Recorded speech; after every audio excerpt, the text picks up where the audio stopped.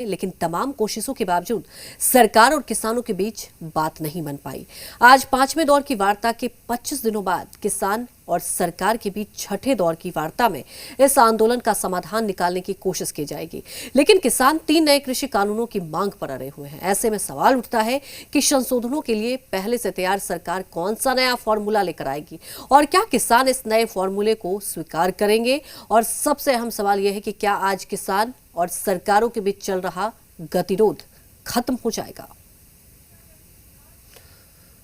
तो 5 दिसंबर को सरकार और 3 कृषि कानूनों का विरोध कर रहे किसानों के बीच 5वें दौर की वार्ता के बाद 6वें दौर की वार्ता के लिए इंतजार काफी लंबा हो गया।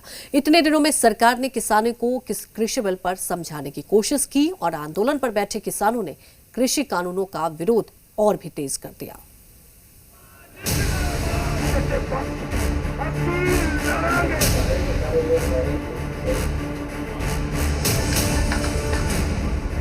आप सबको और मेरे किसान 5 दिसंबर को सरकार और 3 कृषि कानूनों का विरोध कर रहे किसानों के बीच 5वें दौर की वार्ता के बाद 6वें दौर की वार्ता के लिए इंतजार काफी लंबा हो गया। इतने दिनों में सरकार ने किसानों को कृषि बिल पर समझाने की कोशिश की और आंदोलन पर बैठे किसानों ने कृषि कानूनों का विरोध और तेज किया। आज लगभग 25 दिन बाद कृषि कानूनों की वापसी पर अड़े किसानों और सरकार के बीच दोपहर 2 बजे छठे दौर की बातचीत होगी। बातचीत से पहले गृह मंत्री अमित शाह के घर पर मंत्रियों की बैठक हुई। ये बैठक करीब 2 घंटे चली। सूत्रों के मुताबिक सरकार ने समाधान के लिए फाइनल फॉर्मूला तैयार कर लिया है। 3 कानून रद्द करने की मांग को छोड़कर सभी मांगों पर सरकार किसानों को फॉर्मूला देगी।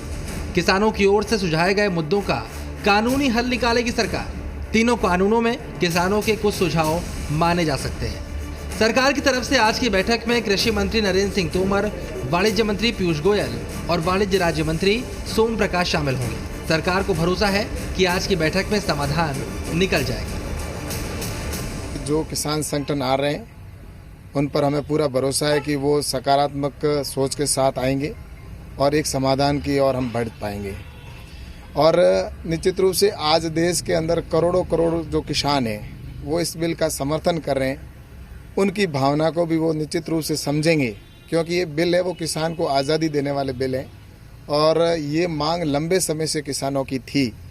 तो इसलिए उनकी भावनाओं को समझकर और निश्चित रूप से क्लॉज बाई क्लॉज बात करेंगे अगर बिल के अंदर, तो जो अच्छे है इसके अंदर सब जो पॉइंट हैं निश्चित रूप से किसानों के साथ जो वार्ता होगी हम आशा करते हैं कि इसका हल निकलेगा और इस जो एक लंबे समय से जो किसानों की जो आंदोलन है वो समाप्त होने की पूरी उम्मीद है।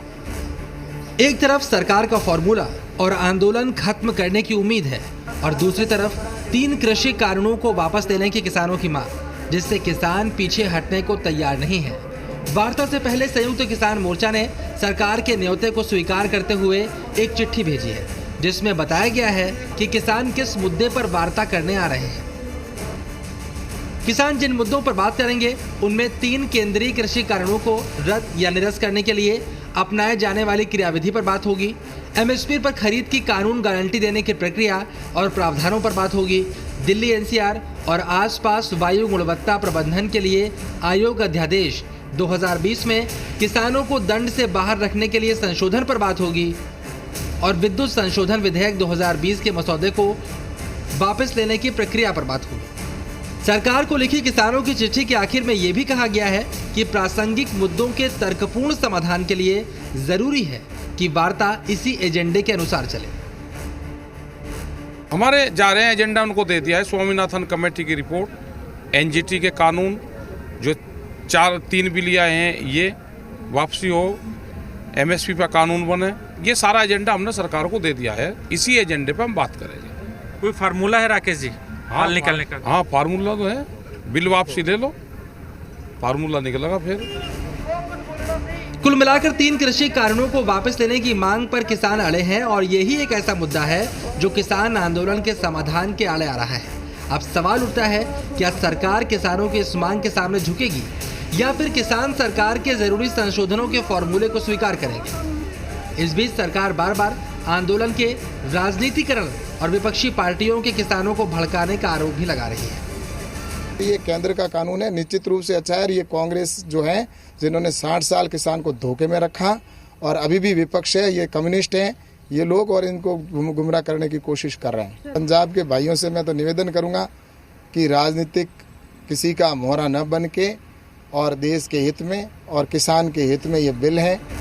इधर किसानों ने भी सरकार को अल्टीमेटम दिया है कि बात नहीं बनने पर आंदोलन पर अगर सख्ती की गई तो आंदोलन और उग्र हो सकता है।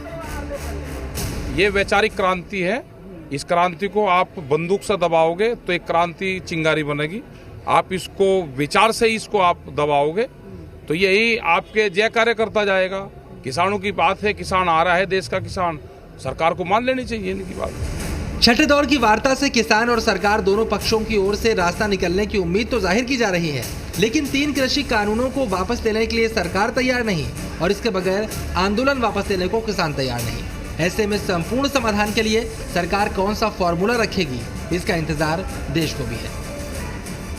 ब्यूरो रिपोर्ट, जी मीडिया।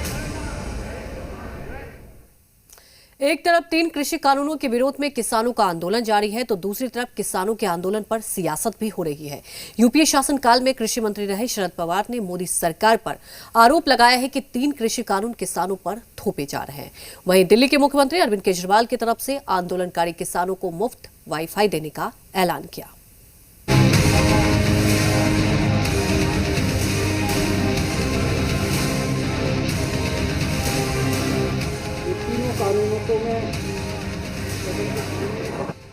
एक तरफ 3 कृषि कानूनों को लेकर सरकार और किसानों में गतिरोध जारी है, दूसरी तरफ विपक्षी पार्टियां भी इस मौके पर केंद्र सरकार को निशाना बनाने और किसानों की सहानुभूति बटोरने का कोई मौका नहीं चूकना चाहती। यही वजह है जिन पार्टियों और नेताओं ने पहले कृषि सुधारों की वकालत की थी वो आज कृषि कानून विरोध में बयानबाजी भी कर रहे हैं।